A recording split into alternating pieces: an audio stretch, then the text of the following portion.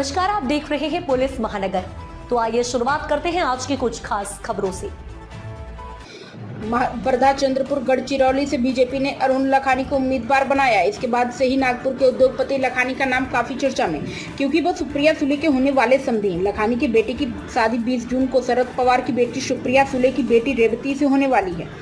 इसको लेकर जब उनसे सवाल किया गया तो उन्होंने सोमवार को कहा कि राजनीति और पारिवारिक रिश्ते अलग अलग हैं। उन्होंने ये बातें कही। इसके साथ ही उन्होंने चुनाव में अपनी जीत की भी संभावनाओं पर बात की। अरुण लखानी ने कहा, सुप्रिया ताई ने मुझे बधाई संदेश भेजा है। पवार परिवार का उल्लेख होना स्वाभाविक है, क्योंकि यह एक बड़ा राजनीतिक परिवार है और हम उनसे जुड़े हैं। मुझे इसमें कुछ भी असामान्य नहीं दिखता। इसके बाद जब उनसे पूछा गया कि क्या उनकी राजनीतिक संबद्धता और पवार परिवार से उनके पारिवारिक संबंधों से अलग ही समीकरण बन रहे, तो उन्होंने कहा कि राजनीति अलग है, दोनों पक्ष अपनी अपनी विचारधाराओं के प्रति प्रतिबद्ध हैं।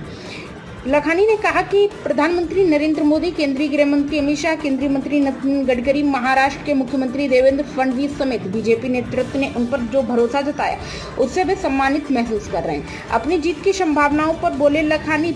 विधान परिषद चुनाव में अपनी जीत की संभावनाओं पर लखानी ने कहा कि लोकतंत्र में मतदाता ऐसे उम्मीदवारों को चुनते हैं जिन पर वे भरोसा करते हैं, जो उनके लिए काम करेंगे और सरकारी कल्याणकारी योजनाओं का लाभ उन तक पहुंचाने में मदद करें।